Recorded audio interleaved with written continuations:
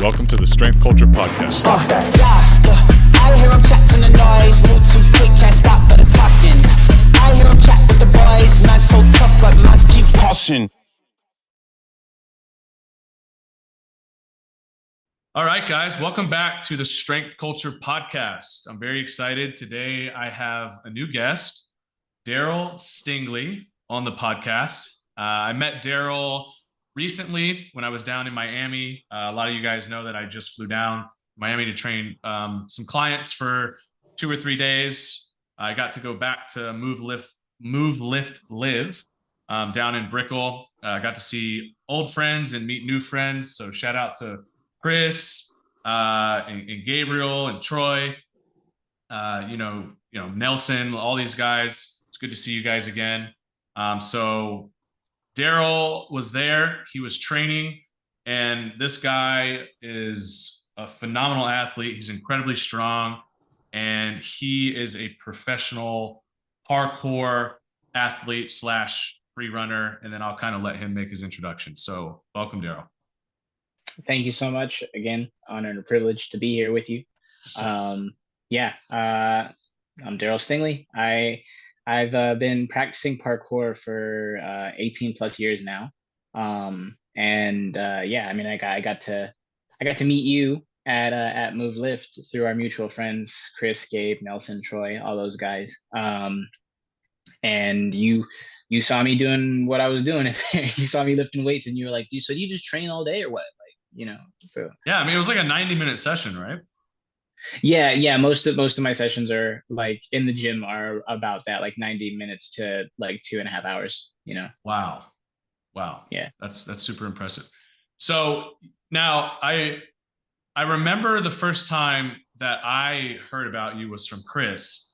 You had either just done, or maybe we're going to do, again, my timeline on this is a little off, but you had either just done or were about to do a parkour / free running workshop there at Move, Lift, Live. And that was sort of my first introduction to you. But you're not from Miami, correct? no, I'm from the San Francisco Bay Area in California. I came to Miami with my partner, Mel. Her family is from here. She's from here. We had some East Coast work that we needed to do. So we figured, come over to the fam, and then, work our way up to New York, Boston, where we had some other workshops and events planned. And I needed a place to train because we were going to be here for like an elongated period of time, more so than we thought. Spending time in Miami, I need a place like to train. You know what I mean? Because the parkour out here isn't incredible. You know what I mean? It's not a every single day of the week, a lot of public space kind of place. So I was like, I need a place to go and work out. I need a place to go and train.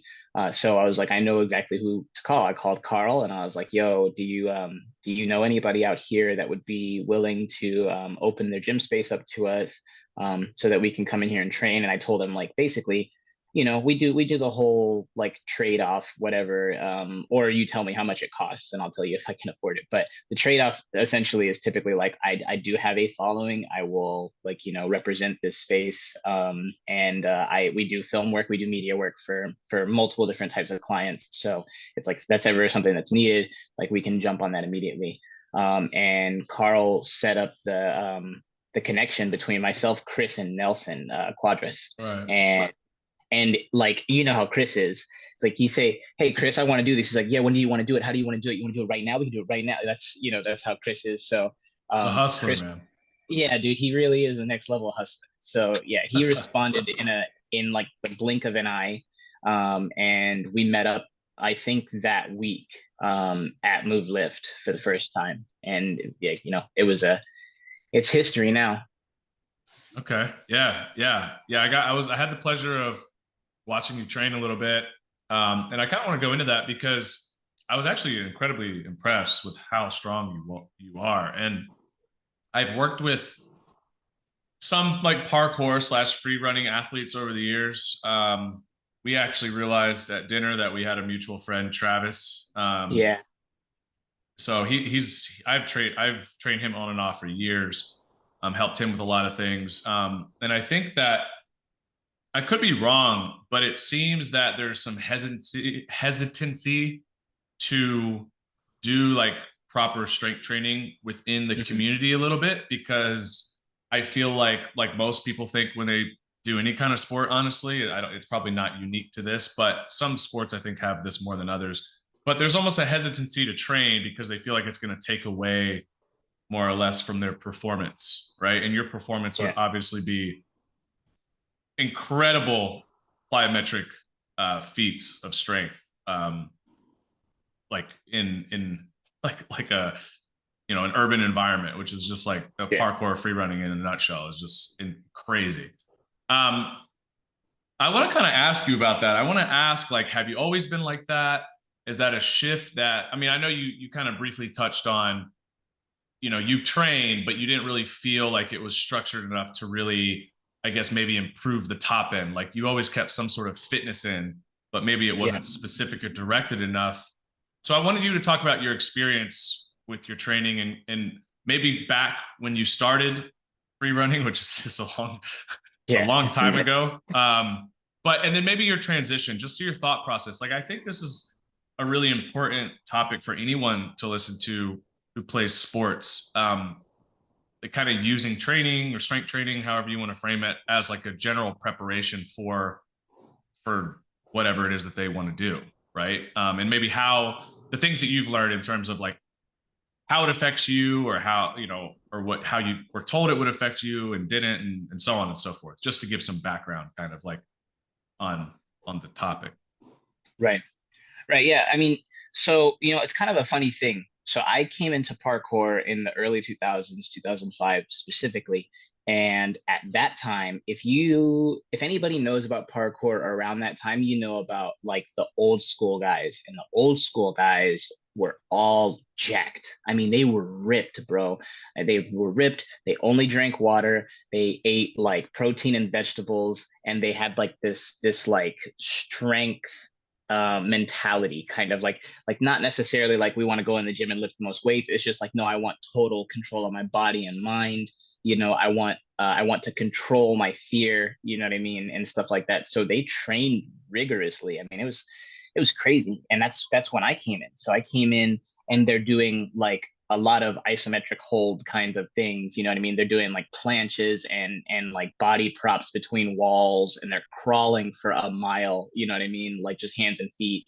And like they're climbing things, like, doing like traverse challenges super slow and stuff like that, so that they can like really have the muscle control and all that stuff. They were doing incredible stuff. So that's when I came in.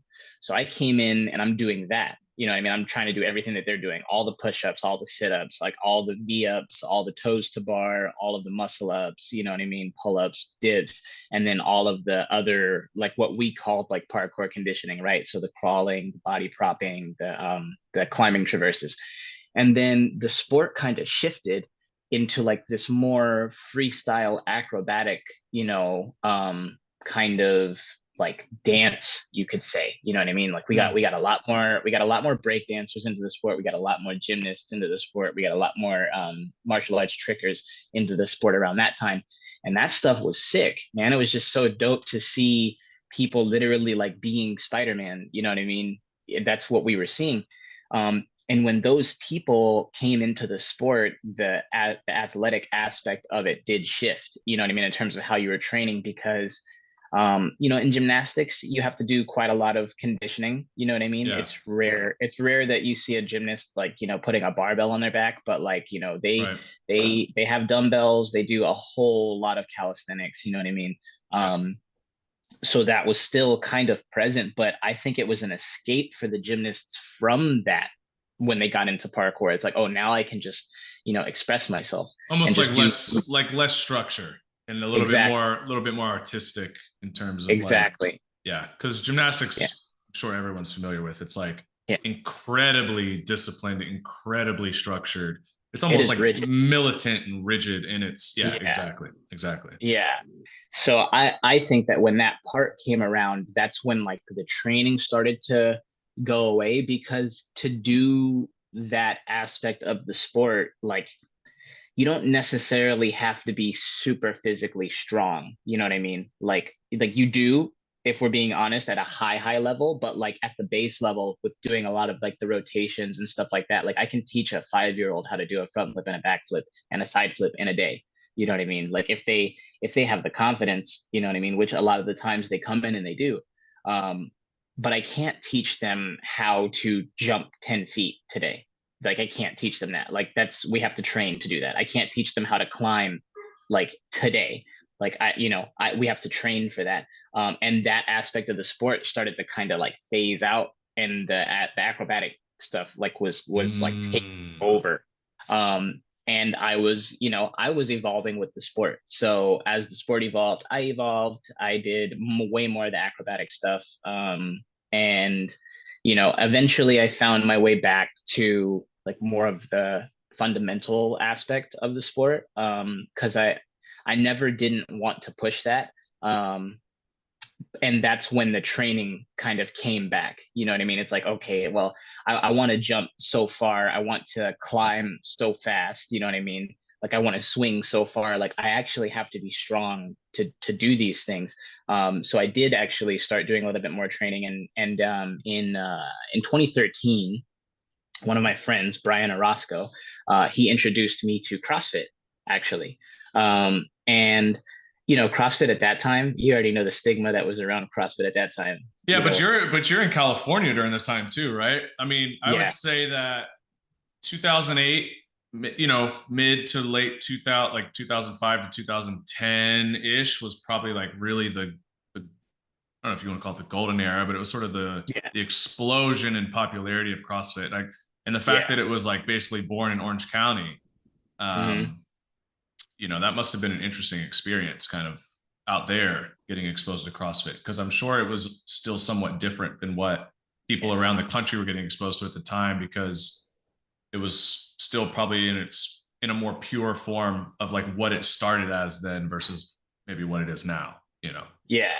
Yeah, I mean, back then it was crazy. I was in LA at this time, so this is 2013. I'm now living in Los Angeles, and I start going to a spot called Valley CrossFit, and the way that they were was, I mean, I don't want to diss CrossFit today, but like the way that they were back then is something I have yet to see again.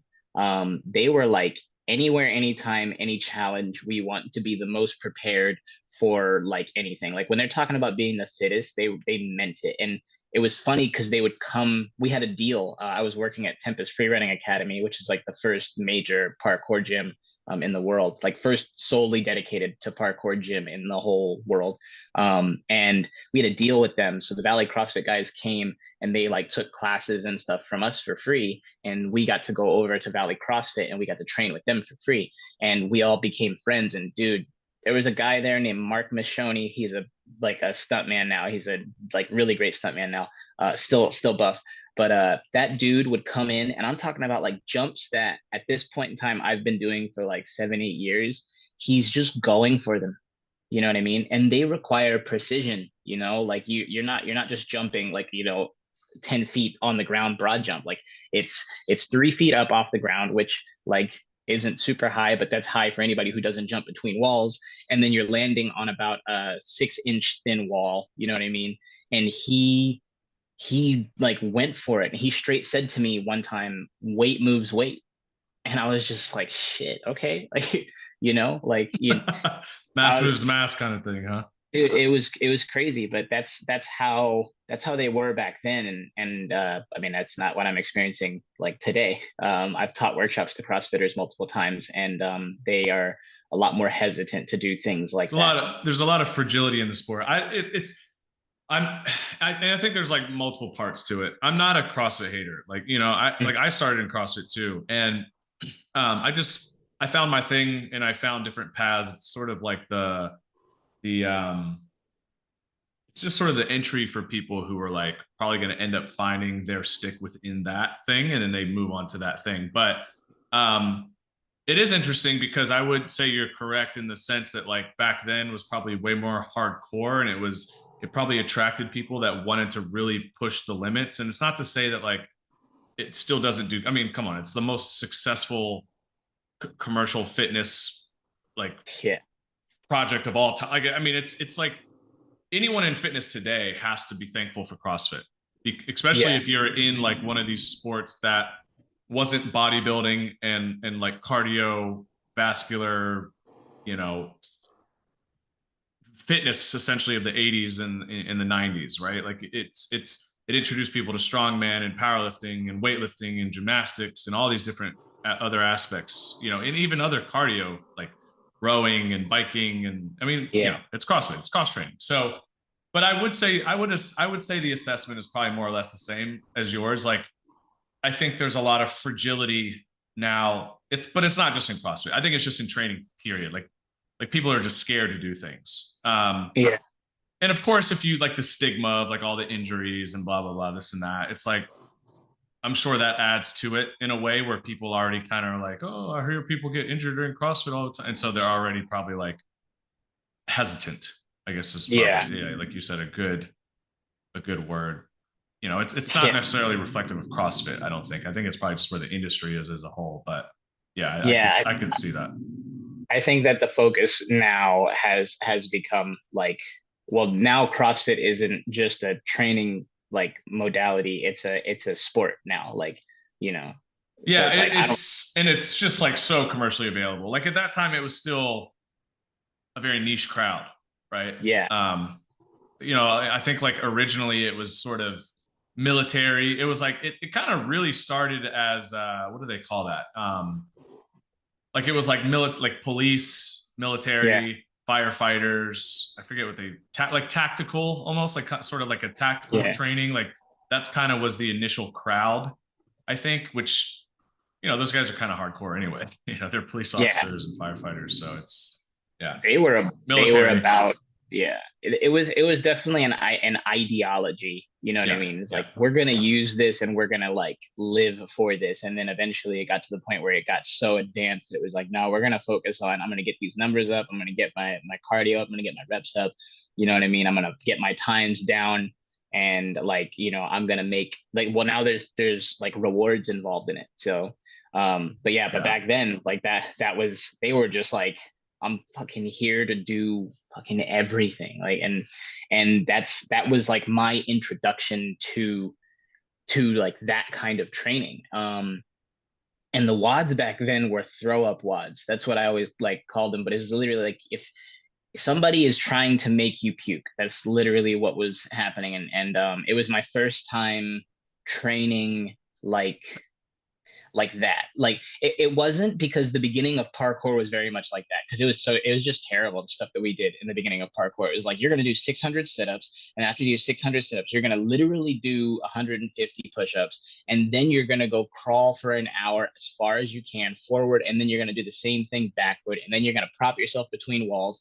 And I'm a 12-year-old kid doing that. So then, you know, that's the first 3 years of my practice, and then the acro stuff kind of comes in, that fades out for me, you know, for a cool another 3 or 4 years, and then it basically gets reintroduced back to me through CrossFit, you know what I mean? And it felt very similar. Like it was just like, except now it's not just my body, there's a barbell, and you know, there's like bumper plates, and you know, like there's dumbbells, and there's like, you know, like slam balls and wall balls and like rope stuff, and like, you know, things on the rig and stuff like that.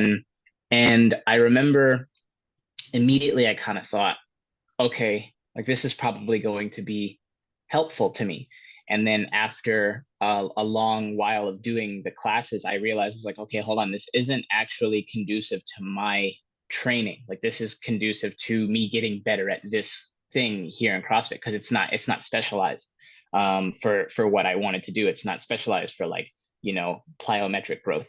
You know what I mean? I Right. want to make plyometric progression. Like cool, like, you know, funny enough, I have asthma. I'll tell you about that later. But I was like, cool, I'm getting some more respiratory capacity out of this, but is it translating over to parkour, where the movements are like very, very intricate, and like a level of focus is constantly needed? You know what I mean?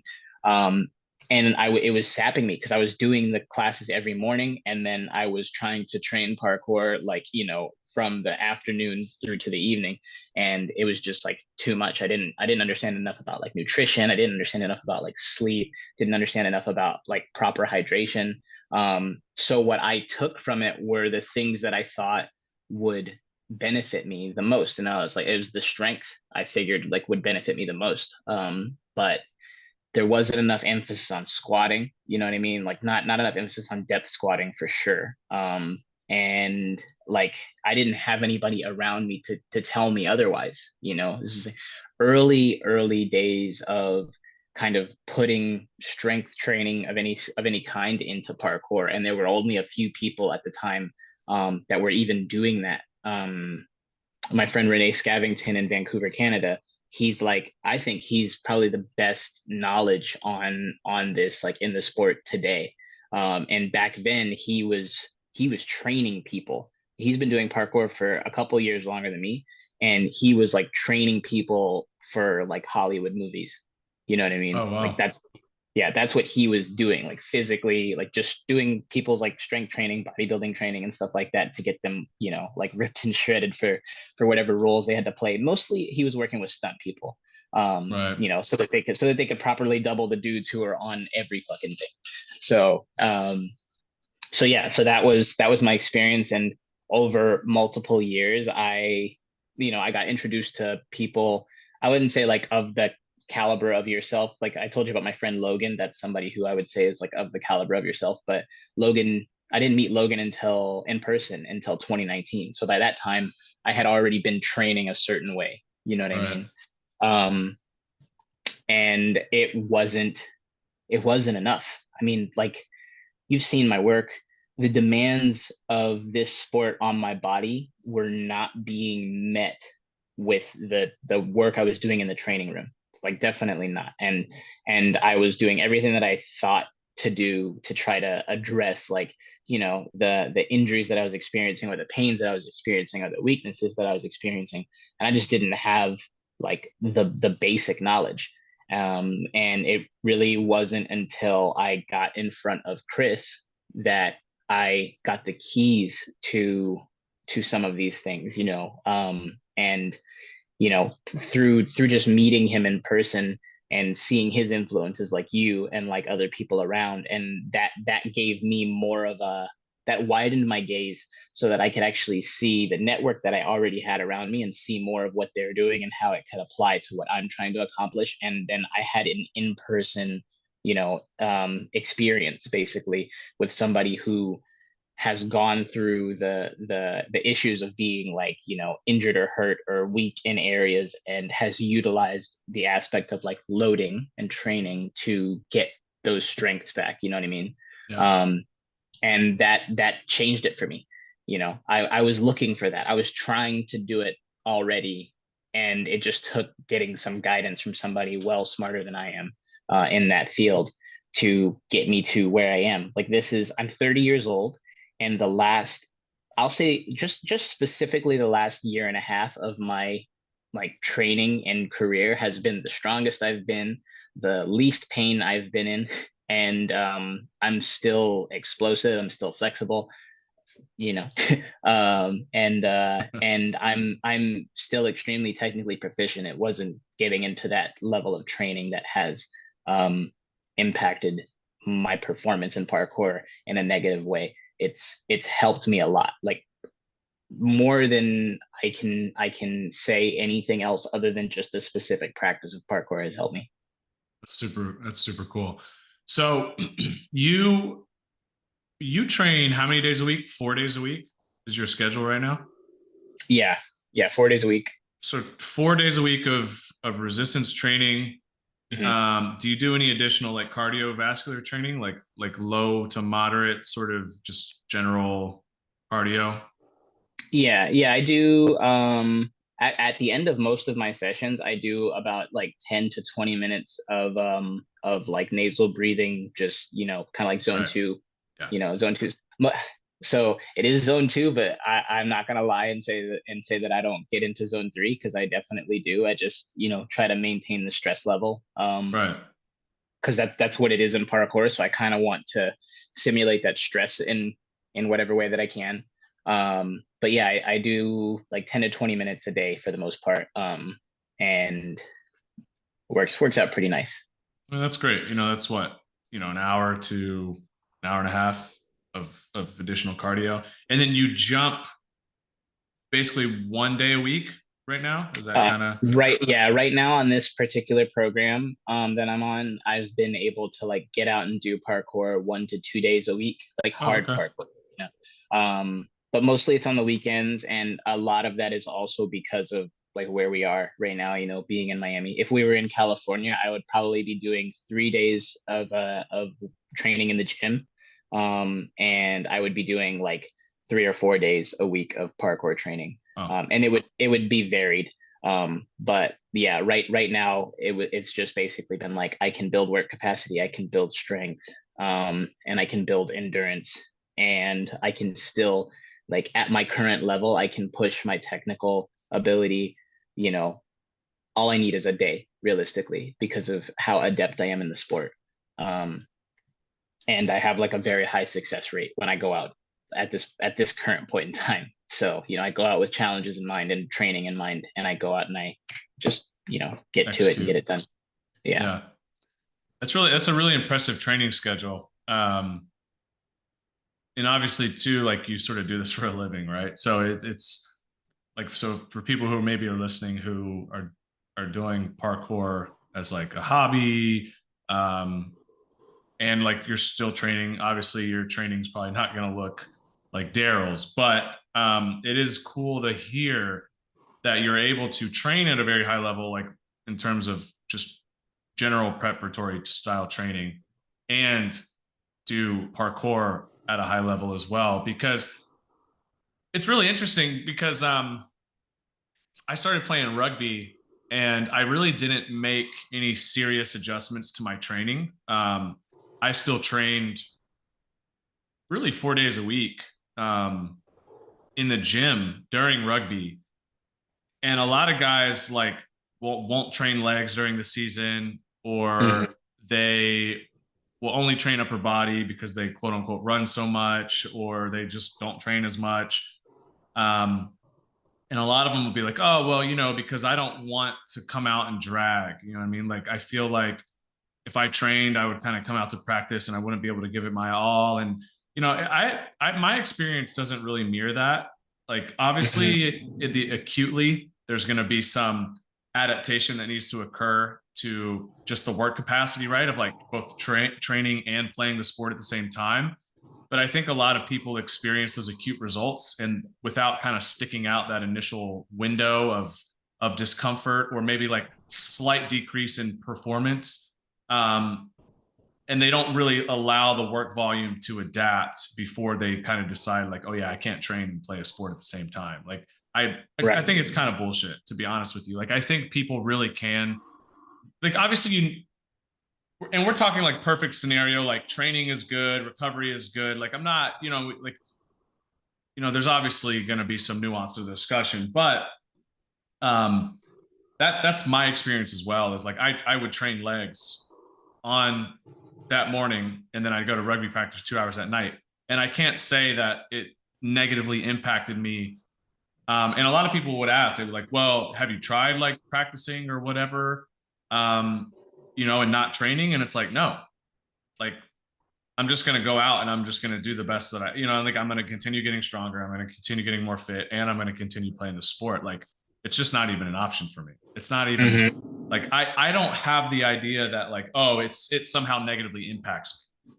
I just don't think it does. And I'm not going to use it as an excuse. Yeah. So, Yeah.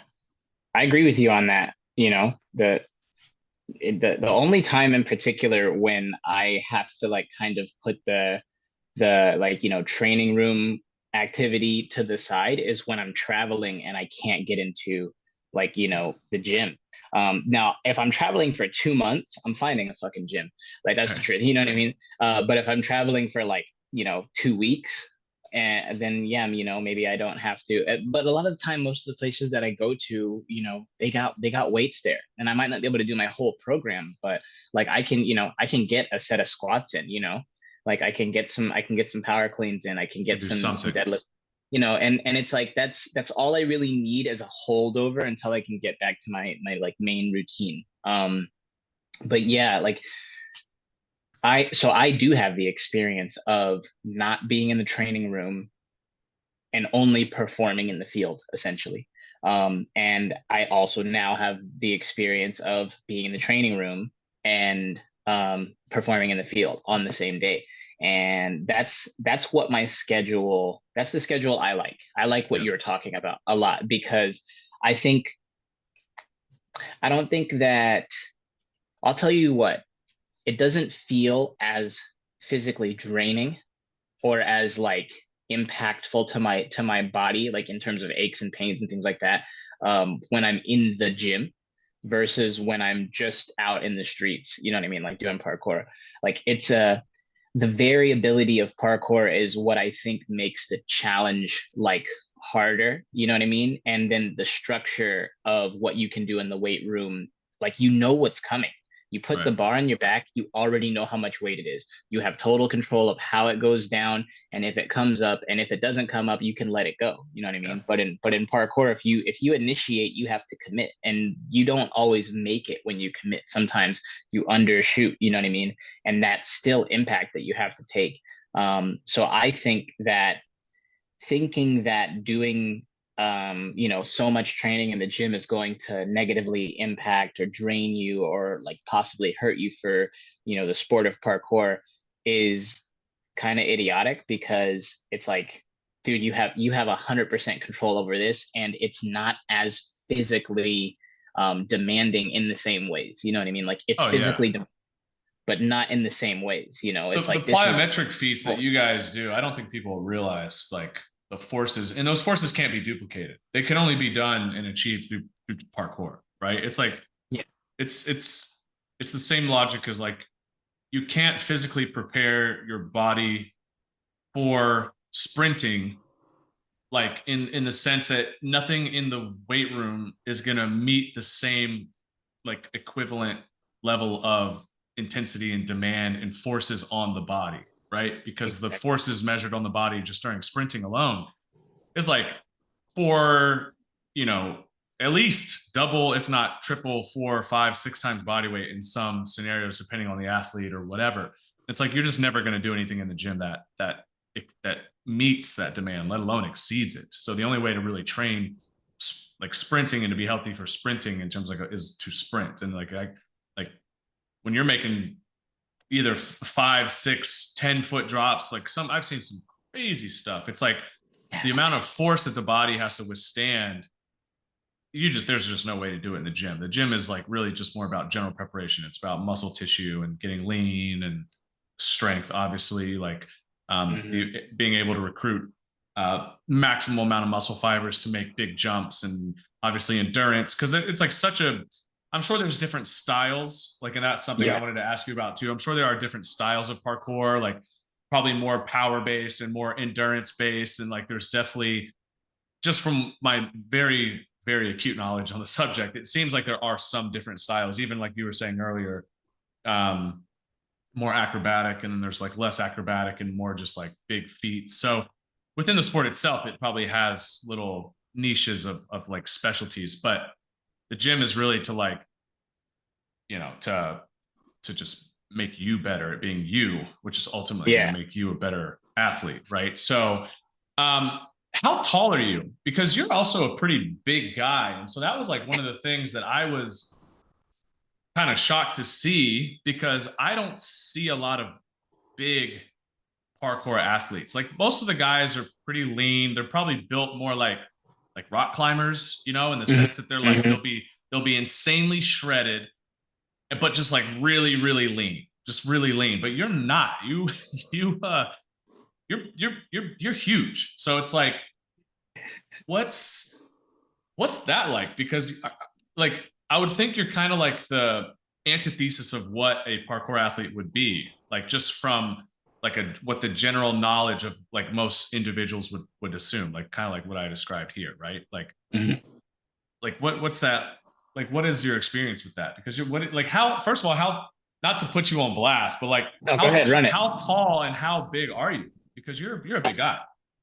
First of all, you're the like it wasn't until you said I was big that I actually like believed it. Cause I was just like when I met Ah, you, I'm like, this guy's fucking huge. And then you're just out of no, I didn't say that to you, but I knew it. no. Like I was like, oh God, like Jeff's huge. And then you're just like, yeah, bro, you're over there just like big as fuck. And I was like, what? Me? And I was like, damn, this body dysmorphia needs to go away because like I want to see what I look like. But um I am Nothing is like, nothing is more validating than like a body compliment from another man, right? It's like women can yeah, say dude. that shit all day. And you're like, okay, but when your boy says it, you're like, yeah, I must be huge, Like man. I must be yoked. I'm I'm hitting my Johns, bro. But yeah. Um but yeah, man, I'm 5'9", and I fluctuate between like 192 and 197 pounds. Wow. Um yeah, I mean most of the time I'm like in the middle with that 194, 195, but some days I'll just be like, or for like a week or two I'll just be, for some reason I'm just like barely touching 192, and then another week, I'm like closing the threshold of 200 200. pounds. Um, and I don't know exactly what that is in particular because I usually try to keep the same schedule, but I don't know. Like I'm not a genius at that stuff. But yeah, that's my size. Most of my recent performing career, like in the last since 2019, I've been between the 170 mark and the like higher 190s. For the past 2 years, I've been 185 plus. Like Wow. I haven't dropped under 185 in the last 2 years. And I think that actually as I've gotten heavier, I've gotten more explosive. Um, and I mean, I can't say exactly what that is. I think it's relative to the training and the demands and also how much I consume, because I am starving all the time. So yeah, like I I am a bigger person in the sport. I'm not the tallest person in the sport. I have a friend named Tim Champion who is one of the best parkour athletes of all time. Like he and I, get to exist in the same class. We're like frequent competitors. And we actually share a specialty of the sport. Like we're the two biggest, like, swing people in the sport. Like, and the funny thing is, I told you I'm 5'9", Yeah. and I weigh in the 190s. He is 6'2" or 6'3", and he's also in the 190s. Wow. Wow. And like we are frequent competitors, myself and him. And he trains very similarly to how I train. And he comes from 17 years of elite gymnastics experience, before he even got into parkour. And yeah, he's big in the weight room. His bench is stupid. His bench is almost 4 plates right now. Oh Like my God. yeah, dude. I mean, it's funny. He was benching 350 one day, and he goes, "This feels lighter in my hands than it does on my back for a squat." And it's the funniest thing in the world. But he's got a big jump too. He's got a massive jump. And yeah, if you see him, he is just fucking ripped, bro. He's a big guy. And the last time I saw him, he was like, "Dude, what have you been doing? You look so big right now." And I'm like looking at him saying that to me, and I'm just like, have you seen you? You know what I mean? And it's like it's got to be the body dysmorphia. But Oh, it we is. It's a are real thing. We are, it's like every time I look so at myself serious, in the mirror, I just want to break it. bro. And that's insane because like I see you and I'm just like, this guy is when I met you, I was like, I didn't know he was this big, It's like funny. Like a lot of people that have met me, just to like, you know, put myself on a pedestal here for a second, because like who doesn't run want it, an opportunity to do that? run it. It's funny because a lot of people, if they've seen me on Instagram and then they meet me in person, a lot of people have said that. I think too, because I am taller, like 6', 6'1". I think like the vertical orientation of Instagram doesn't really help guys who are taller. Like I think it makes it worse because like on YouTube, I actually look a lot bigger like in the video than if I were to put it on Instagram, because I think just the orientation Yeah, runs. So a lot of people yeah, have said that, which it's always like, oh, that's it's such a nice compliment. Cause dude, I trained my fucking ass off to be big. You yeah, know what yeah. I We mean? like that. We like that, bro. Like Yeah. yes. you're Yeah, huge. yeah. I mean, you look like the freaking predator, man. You're just like you look like you're about to just hunt and kill, you know? That is for the most part what I'm out there trying to do, Yeah, you know. that's what it looks like. So you mentioned briefly, you said that you are a swing guy. So I already kind of was like, oh, I want to kind of go into the different like niches within your sport. So, and you also mentioned earlier, there's like the more traditional, and then it changed. Like, what are kind of the? Let's start there. Let's start with like how the sport started and what defined sort of the traditional parkour athlete before it transitioned into more of an acrobatic thing. Like, what were some of the like objective sort of what's the word standards or Yeah. patterns that made it what it was before it turned more into the like we've all seen the guys that like run up on the side of something and then they do like a flip off and they Yeah. that I assume is probably more of the acrobatic stuff, but like prior to that, is it like swinging, climbing, jumping? Is that like kind of the breakdown of like what the more traditional parkour free running athlete would be? Yeah. Yeah, it's so the thing that you'll hear if you listen to anybody talk about parkour is like they'll say, well, parkour is the fastest way from point A to point B, which is like it could be, but a bullet train is that really. So, but you know what I mean? Like it That's could be fair. conceived as that, but it's essentially kind of like the initial idea of parkour was like finding the fastest and most efficient way with the human body alone to achieve a particular goal, which is like I want to get up there. Like, what is the quickest way that I can get up there? What is the most efficient and effective like maneuver that I can use to get there, kind of thing. And like that was I mean, the guys that were formalizing parkour, they were trying to do like full runs through the city, you know what I mean? Like full runs through like Paris, you know what I mean? That's Like insane. that's what they were trying to do. Like literally they were like, I want to get from this point over here to miles over here, and I want to find the way, which is where they got the like the rooftops ideas from, you know what I mean? Because they were like the rooftops are close enough and connected enough that they could actually jump between them and like achieve these goals. And then they find that there's gaps that are too big. Okay, now we have to descend, we have to get down and get into like the street level to get around and stuff like that. And that was like a very comic book practice, like a Ninja Turtle-esque practice that they were running. Yeah.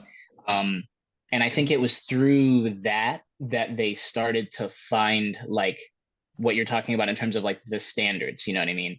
So you have your standing precision jump, which is typically just between 2 points, you take off and you land precisely on the other point. You have your building gaps or just any gap jump in general where it's like, okay, I'm not going to land this precisely, but I want to be able to clear this gap and keep moving and dissipate the impact, whether that be with a roll or with a crawling maneuver. I call that a gallop.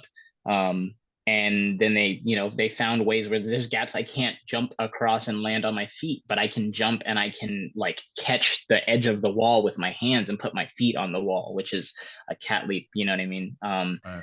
So back then it was mostly about getting up and over and across things, you know what I mean? Um, and the sport began to formalize with those movements. Then it wasn't just I'm just utilizing this kind of like a utilitarian. It's more like, okay, I see this gap that is 10 feet, and I've done this gap a million times. That gap over there is 15 feet. Can I make that gap? You know what I mean? And then you started to get more of like a standardization of the maneuvers where like nowadays you have the standing precision, and like the golden standing pre is 10 feet. You know what I mean? Like if somebody can do a 10-foot standing precision, you have a great standing precision. You know what I mean? Like in terms of like you're now up there because a lot of people can't do that. So there Um, are like some objective markers at which like you would classify someone yeah, as like a certain level in the sport. Okay. yeah, it's like a 315 back squat, a 225 bench. You know what I mean? Right. Like a 405, like a 405 deadlift. Like those are kind of that's where a lot of things are. Um, and yeah, I mean, it was mostly those kinds of movements. You had your jumps, you had your particular climbing maneuvers. The swinging actually wasn't very big. back then. Swinging is extremely difficult, very intricate. It's probably the most demanding fundamental. It's the most demanding and risky fundamental movement in the whole sport, I think, because it's all reliant on timing, body position, strength, and power, and all your contact is just with your hands. So it's like your whole body goes into this thing, and if you make a slight error, it goes from you trying to make a gap and land on your feet to trying not to land on your fucking head. You know what I mean?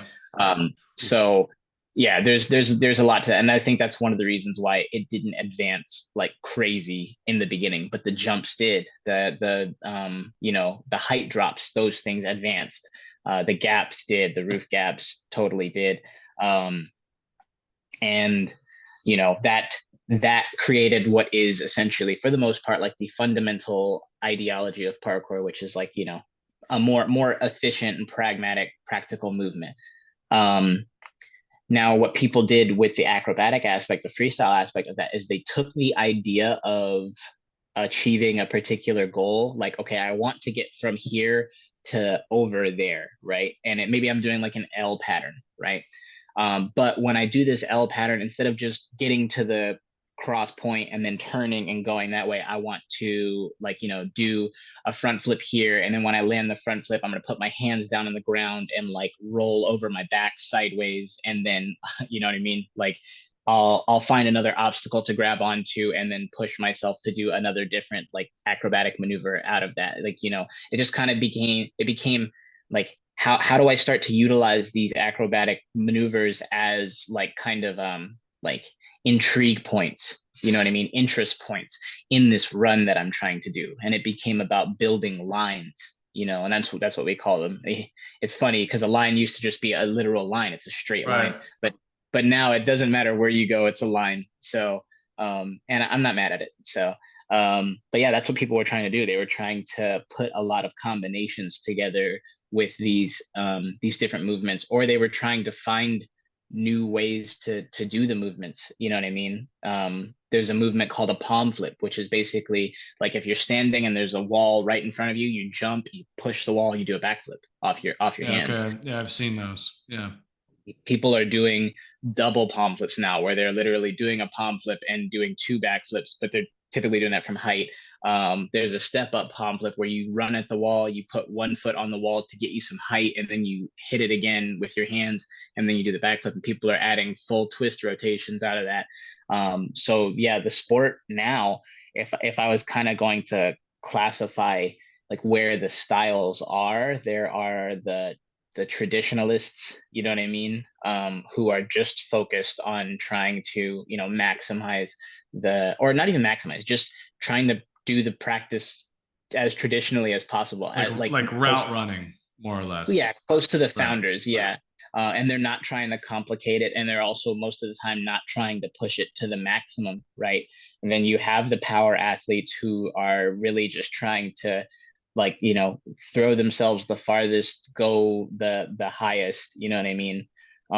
You have a lot of the freestyle people, which they come in a spectrum. There's the one trick ponies, you know what I mean, who are just like, I want to do as many hard, intricate, difficult tricks as I can possibly dream up, and then there's the people who are like, I like the hard and intricate tricks, but I want to combine them, I want to put them together in full runs.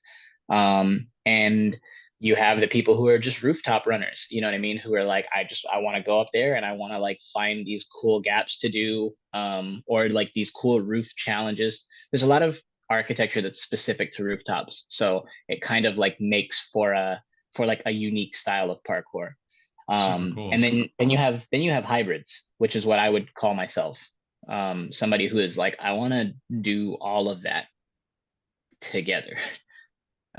So yeah, there's a lot of variability within how you can practice this sport right now. It's really interesting. Like obviously just I've seen, you see stuff go viral. I guess it's probably an easy thing to go viral with because it's such like an uncommon sport, but the feats are so incredible. That it's like when people see someone jumping 20 feet off a roof and land, it's just like even something as simple, probably what is considered simple as that would like obviously don't go try jumping off 20-foot roof and landing. But it Yeah. just seems so simple, right? Because it's like just jumping and falling, but it's like 20 feet. It's like, man, most people walk around with knee pain. You know, they're not doing any plyometric activity. Like the things that probably run through their mind when they see that is like just crazy.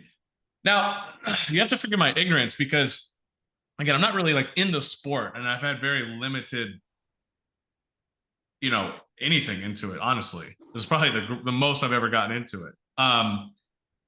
Is there some historical like roots in the sport? I mean, like, I think if you look at Hollywood movies, and of course they're Hollywood movies, but if you look at like ninjutsu or like like some sort of soldier acrobatics, because even like within the military, you know, they do have to do like wall runs and like various, not to compare the two, but there is some kind of like problem solving in terms of routes and barriers and, you know, different heights and things that they have to try to do. Is there some, before it was kind of adopted as a modern sport, is there some historical roots in the sport that go back, you know, God knows however long, that someone could be like, oh, parkour kind of originated here? Or is it, you know,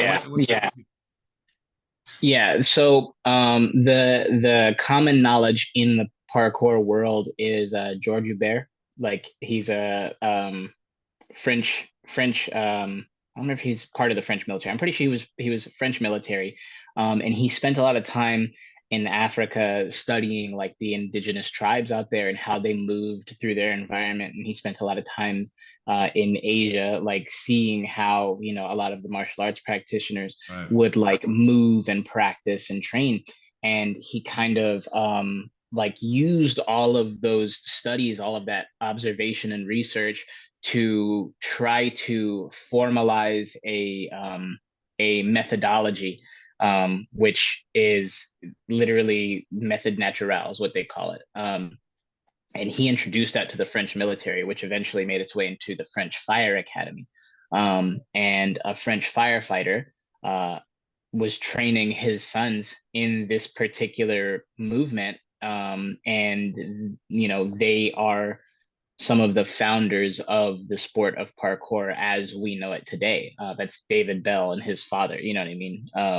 So, you know, David Bell around all of his friends, you know what I mean? Like they all shared this like love for this particular movement that came from the study of these indigenous African tribes and, you know, like the culture and martial arts history, you know what I mean? Super cool.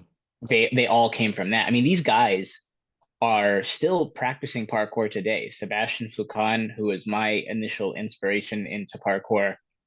If you've seen the movie 007 Casino Royale, there's a long chase sequence. He's the guy who James Bond is chasing. Oh yeah. Okay. Yeah. On the roof? Yeah. He's the dude who goes through the construction site and all that stuff. Like yeah, that's the guy that he's chasing. And yeah, he's one of the formalizers of the sport of parkour. Like, you know, he is a massive part of making it what it is today. And that all originated in Nice, France. And so parkour, I imagine, is a French word. Yeah, or at least okay. And it means what? You know, put you on the spot. It doesn't actually mean like anything. There is parcours, which you know what parcourses are, right? You know those like circuits that are in everybody's neighborhood. It's just exercise circuits. Yeah. You know, that's a parcours, and that's basically it's a commercialized version of what, if I'm not mistaken, what George Hubert introduced to the French military. You know, it was kind of parcours means obstacle course. Yeah, exactly. So then it kind of took on its own like urban sort of name. And got they put a K. They put a K instead of a C, and they took the S and the E out, so it just became parkour. That became their thing. So for the most part, as far as I understand, that's just a word that they coined. You know what I mean? They kind of created. Yeah. They made it. Cool. They made it parkour. So that's where that all came from. You know, is from that. Cool. So It's always funny. My mom once told me like they're building a parkour park at my job. She works at Kaiser Permanente.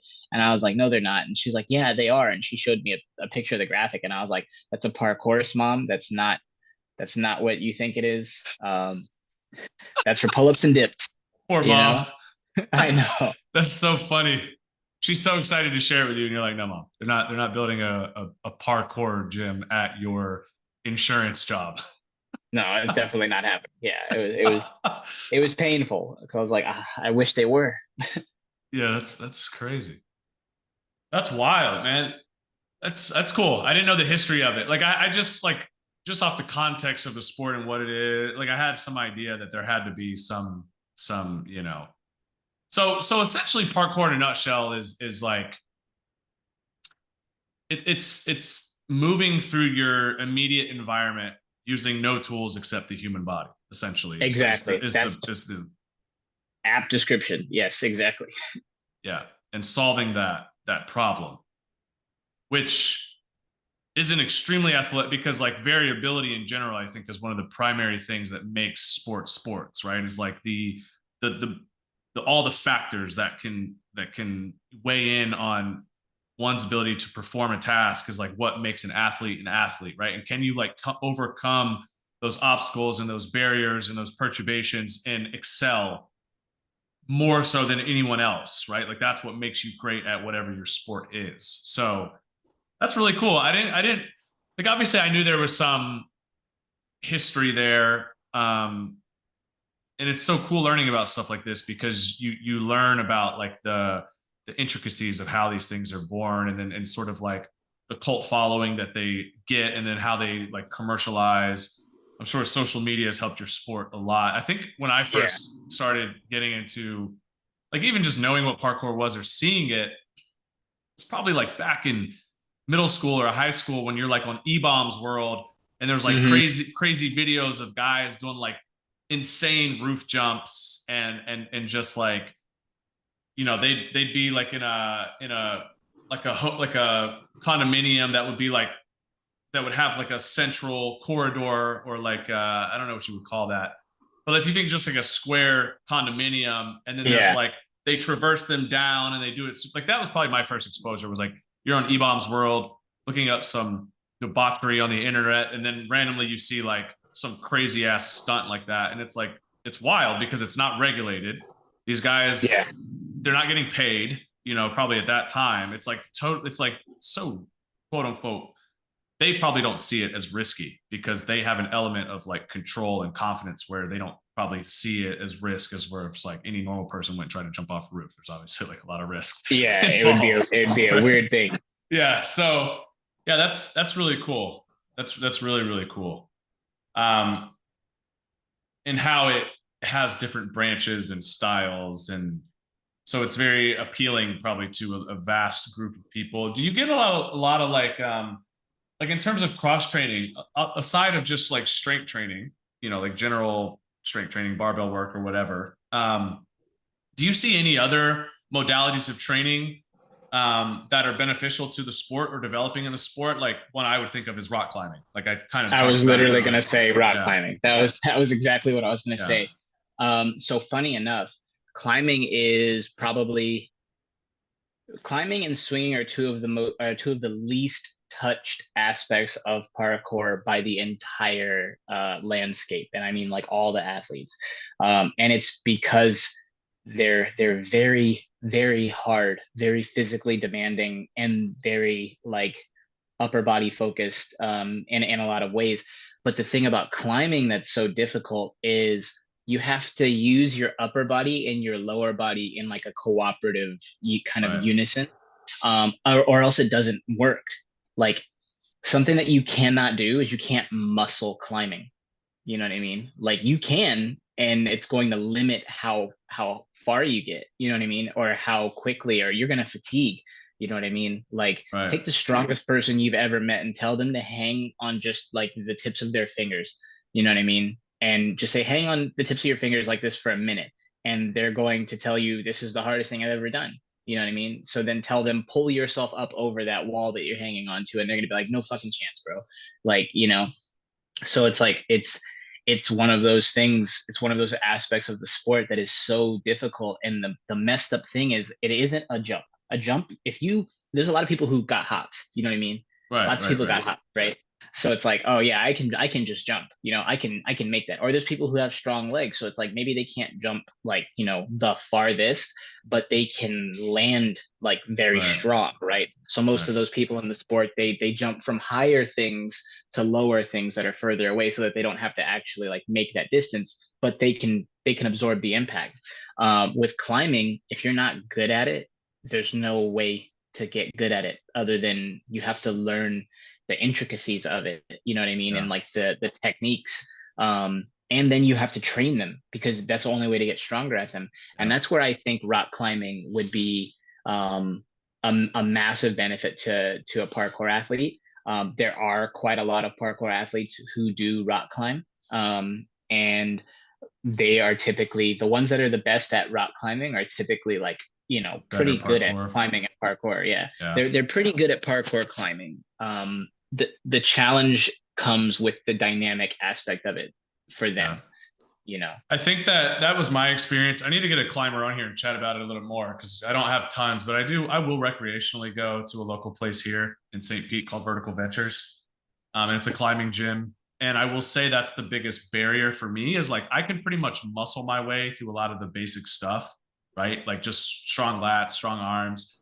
But Yeah. the advanced boulderers and advanced climbers, I think the biggest transition is lower body skills, like heel Mhm. hooks, Mhm. different things. Like I don't know if anyone's ever tried a heel hook. I don't care how strong your fucking hamstrings are, but when you're Yeah. literally trying to like pull yourself up by flexing your knee and basically just doing like a hamstring curl, I don't think I've ever had such an intense like hamstring contraction in my life.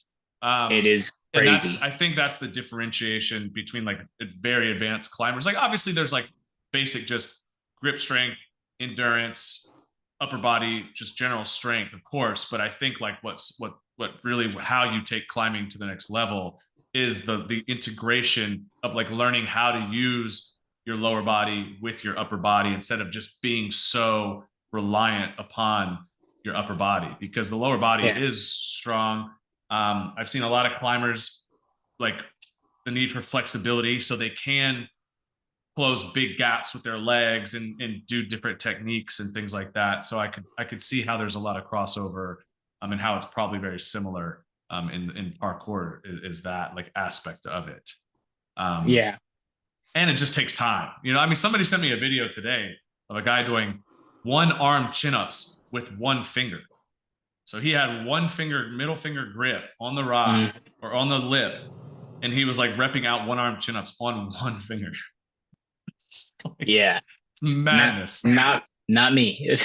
Me I'm, either. I'm not Me the either. one. I'm constantly reminded of how pathetic I physically am every time I log into social media every day because there's always some crazy shit that you will see. You know what I mean? That is just like, that's fucking crazy. My high Yeah. school football team already reminds me enough of how pathetic I am these days. But it's like, then when you see somebody doing one arm chin ups with their middle finger, it's just like, it's a literal just like, okay, like I'm nothing. It's like I don't know why I deserve this, but like I'm sorry. Yeah, yeah. And I'm already a big guy, so like 220 trying to climb is already hard enough. Like Yeah, it's yeah, it's not challenging. ideal. Like most guys that are good climbers at my size are probably like 180. Like I would have to Yeah, lose a significant amount of weight to probably but I just enjoy it as a way to like train my upper body. And I do like the mental aspect of like having to solve problems while I'm doing it, yeah, which it's very engaging to me, especially because the gym can become so monotonous. Um, I do like climbing as like a sort of modality to train upper body if like the gym gets stale or even just in addition to like I'll randomly go and just have fun with it, just get a different stimulus. But yeah, that makes a lot of sense. And I'm sort of yeah, gymnastics too. Like you probably get a lot of gymnasts just because I mean you yeah, kind of touched on it, martial arts gymnasts, but I feel like gymnasts with the plyometric background, um, that probably helps. Um, yeah. yeah. Yeah, you want to know something funny about gymnasts in parkour is the flexion of the ankle is the opposite to parkour. So in gymnastics, everything is plantar flexion, and in parkour, so much of it is dorsiflexion. It's the ability to yield.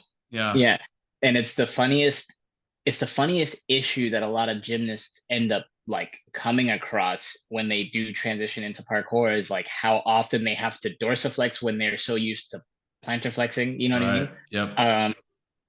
It's it's hilarious that and a lot of the time like distance management between like the obstacle and the maneuver they're trying to do, because most of what they're doing is done either with a specific apparatus or with no apparatus, being just Right. like the floor. So their awareness of themselves is very great, but their awareness of themselves Of like with spatial the awareness. yeah, it's not, unless they did like bar. If they did like high bar, or like women if they're doing like uneven bars, Right. they are typically the ones who come in and they're like, I have a lot more like Do awareness pretty with well. obstacles. Yeah, that makes um sense. yeah, but the floor routine people, they're like, boy, if it ain't flat, that's not where I'm at, you know what I mean, like It's um funny how just a few feet, and that's the thing too, is like just a few feet changes it, yeah, right? And now imagine going way more than that, not just a few feet, 8 feet, 10 feet, 12 feet, 20 feet. It's like that's a whole different level of just gives me shivers just thinking yeah, about it, because I would be scared. Yeah. I don't know any other life anymore. So now it's the That's all you way know. that, It's wild. yeah. It's wild. That's awesome, man. This is a cool chat, because I when I met you, I was like, man, this guy's so awesome. He's so down to earth. We have a lot of like common friends, like acquaintances within the network. People who speak very highly of you, which is always great. And then you just were like totally just a chill, normal, laid back Yeah. guy. Talk a little bit more, because so obviously you do parkour and you do your training, but you also do, we spoke a little bit, you sort of like co-design or design, help with like footwear hmm specifically for parkour athletes. No, actually at Strike Movement, the footwear that we make is like we try to make the most versatile Yeah. piece of footwear that we can. Obviously within reason, there's certain things that like they need a lot of specificity, and that's where the focus is. Like Mark Morissette, the CEO, like designer, like he's a genius, you know what I mean? But his idea was to be basically like make a shoe that can go anywhere, do anything, kind of, you know what I mean? And again, like that's within reason, you know what I mean? Like Right. where you're not going to take my shoe out and like skate with it and expect it not to get destroyed, because it's not designed for that. But it is Right. designed, it's designed to run, it's designed to jump, it's designed to climb, it's designed to lift in, you know what I mean? It's designed for quite a lot of different things. We have break dancers who rock this shoe. We have elite CrossFitters. Elijah Muhammad is the only other person on the brand who has a signature, and it's the same shoe. It's the same Okay. shoe that I wear. So he's doing, you know, elite CrossFit in his shoe, and I'm doing elite parkour in my shoe. We both lift weights all the time, you know what I mean? And it's the same shoe. So that's been the idea of Strike Movement since the beginning, to make the most versatile cross trainer that exists. And my job in there has basically been to take the shoe, pressure test it when it's either in its its pre-phase, like when we're in like the blueprinting phase, or we have like an initial sample.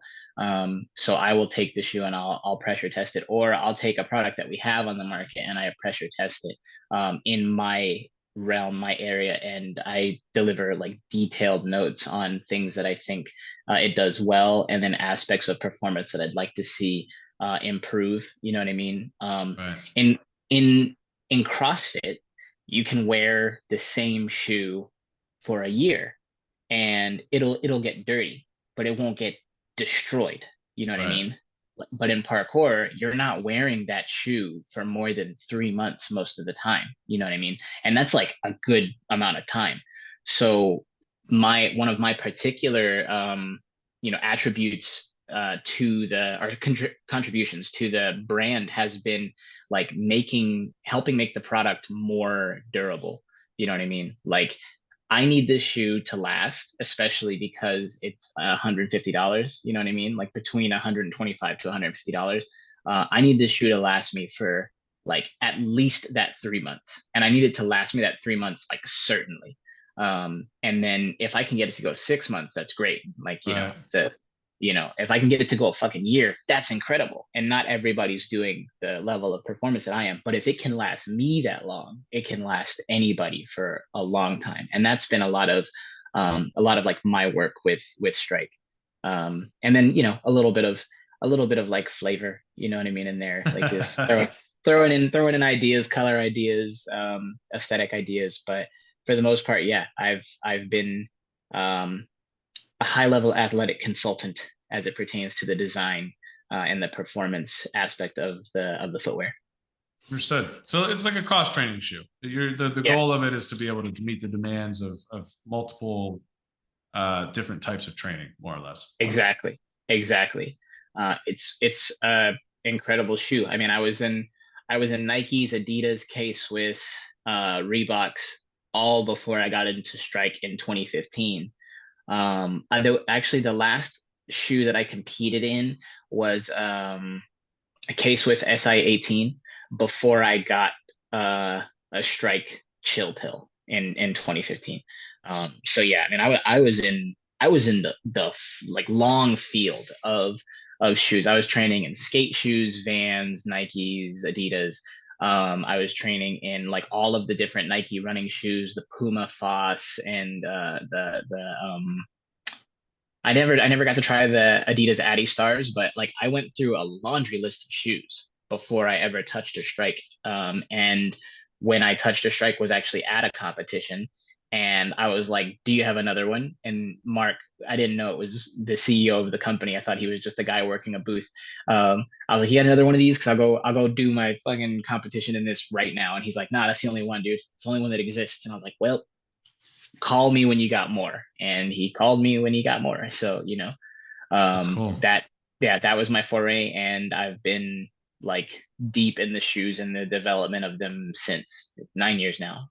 It's awesome. It's really Or awesome. going.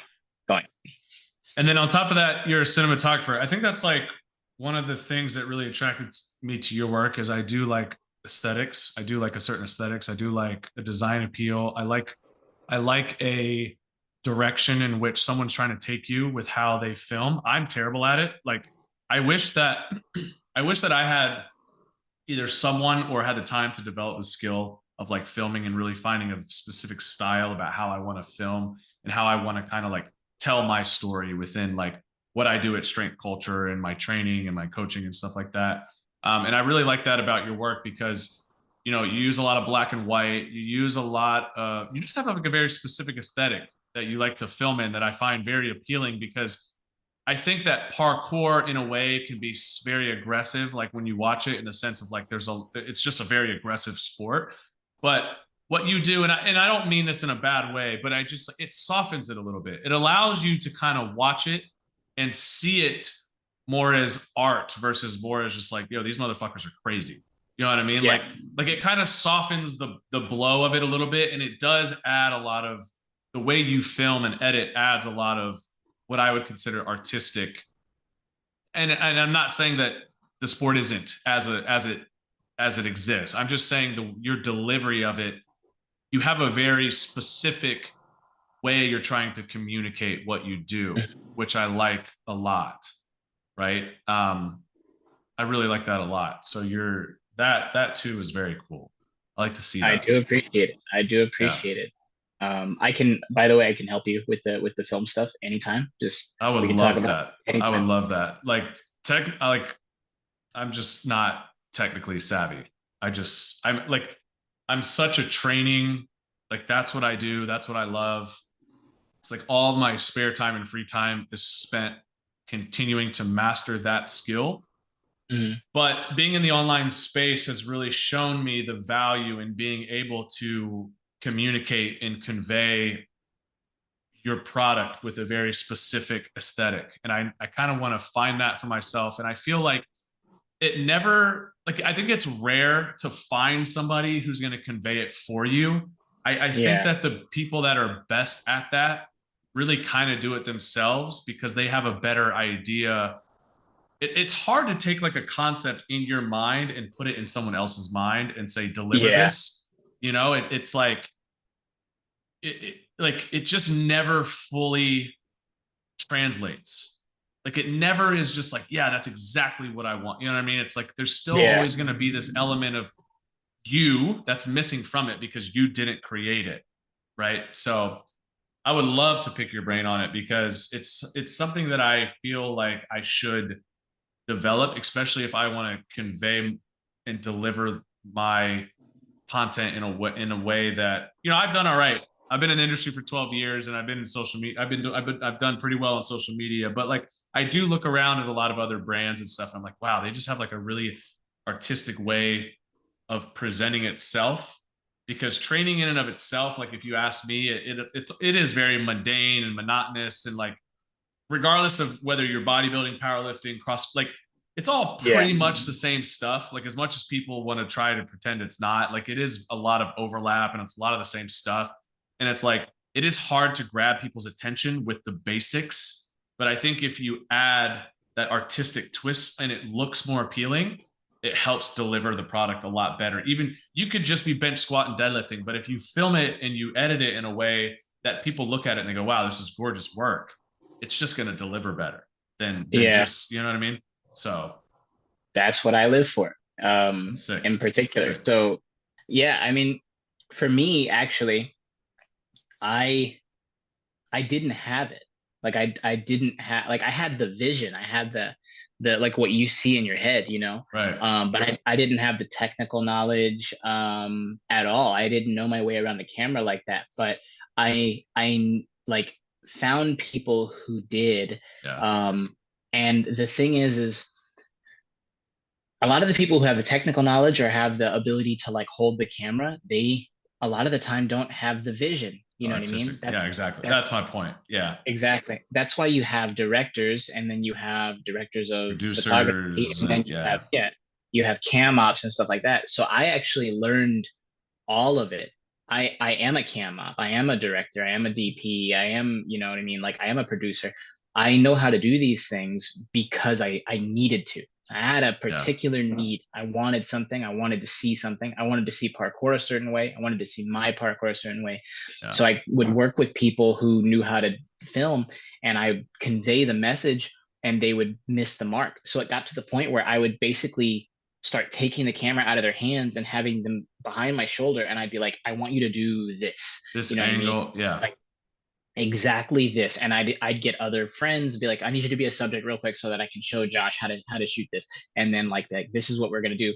So it got to the point where through the need, I had to learn how to rig cameras. I had to learn about the lenses. I had to learn about like f-stops and ISOs and shutter speeds and all these different things. I had to learn about multiple dynamic ranges, like ND filters, mist filters. I had to learn all this stuff because I needed to, like, because I want that. What is that? And I'd look to somebody who is supposed to know the answer, and they can't give me exactly what I'm asking for. So I had to be able to create it so that I could better convey the message. So now my team, you met my partner Mel. Yeah. She is my main like media partner. She's my partner in life, and she's my partner in this work that we do. And she comes from That's an awesome relationship to have, by the way. I love it. Yeah. I mean, she doesn't love it as much as I love it, but but I love it. Someone in that situation always loves it just a little bit more than the other one. It's me. It's 100% me. And it's usually the one who feels like they're doing more work that doesn't like it as much, right? Yeah. Yep. That is exactly what it is. It's like you have your creative, and then you have your like systems person, right? Mm-hmm. I feel like the creative person always feels better about it. But the person that kind of like makes it work and like puts the systems in place to like deliver the vision, those are always the ones that like it slightly less, because it is more of the technical aspect and a little bit less of the creative aspect, right? So it's like the Steve Jobs versus the Wozniak. It's like Steve Jobs was loving what he was doing because it was just creative, creative, creative, creative. And it's like, Wozniak was over there just like hating his life because he had to create the system in the background to deliver the vision. And it's always a very hard position. It's a hard position to be in. A hard position. Yeah. It is a big challenge. Hats off to Mel.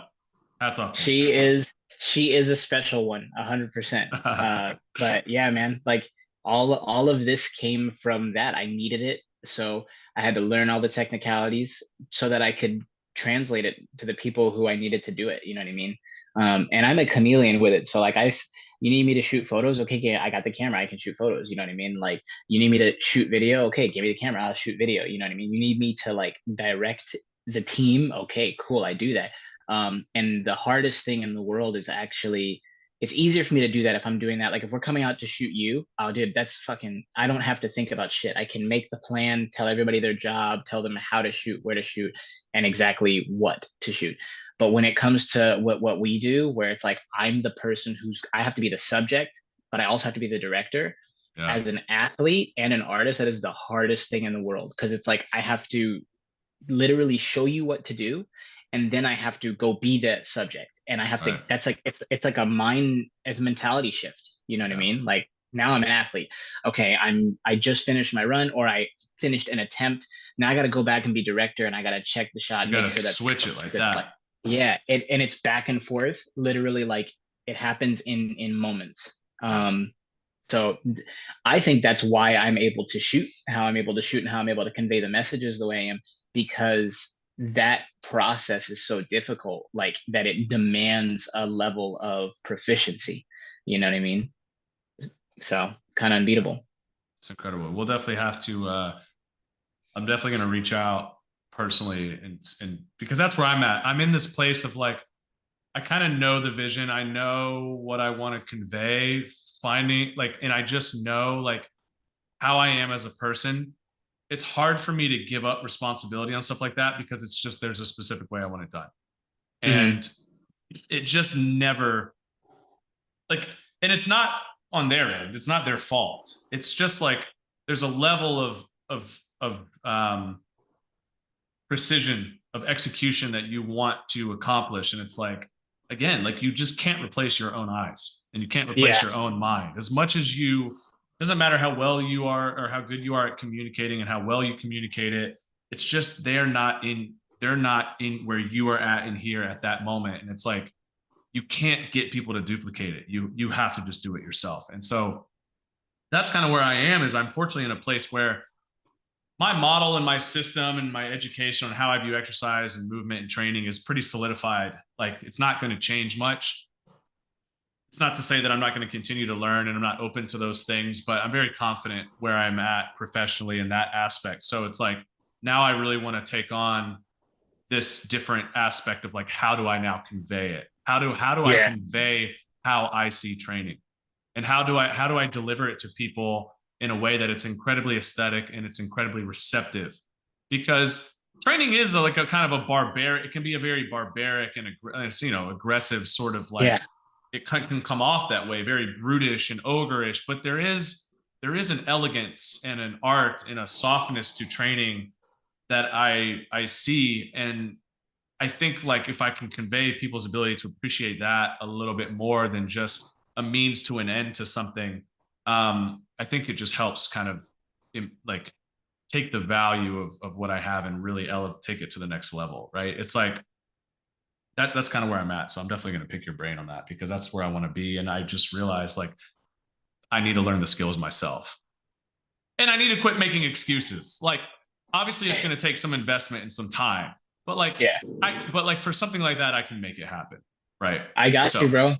I got you, man. Wait. I can work that problem out with you all day. Awesome. So Darryl, just to kind of wrap this up, where can people find you? You obviously have social media. Do you have a website? That kind of thing. Yeah, you can find me on Instagram at I am Wavezilla. You can find Sqvadron, my teams, where all my films are, on YouTube. And it's same thing, Sqvadron, Sqvadron.